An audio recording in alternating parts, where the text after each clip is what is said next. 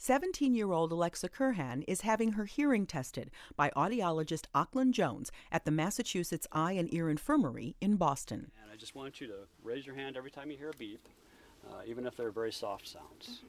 Okay. I realized how loud even the lunchroom is, and when I'm going home listening to my music, and if we're going to concerts or even sports events, professional sports, and even at our school, the sports games are really loud. So on a daily basis, I'm really exposed to a lot of loud noise. About 1 out of 5 adolescents in the United States has at least some evidence of hearing loss.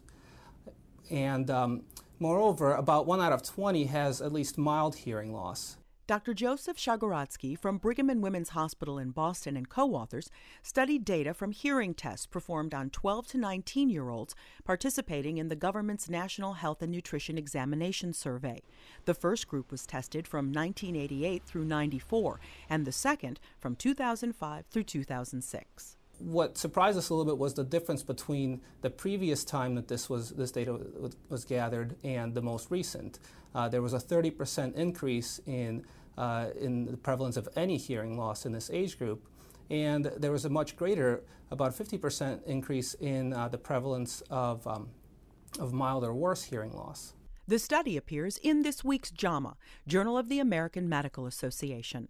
In this study, the associations we found were that girls were less likely to have hearing loss, and people living below the federal poverty threshold had more hearing loss. Researchers say high-frequency hearing loss was more common than low-frequency hearing loss. Most classrooms in this country, on average, will have somebody with hearing impairment, and at the very least, it should be recognized. Although Alexa's hearing is good, a school project she conducted on hearing loss gave her and her classmates a greater appreciation for their hearing.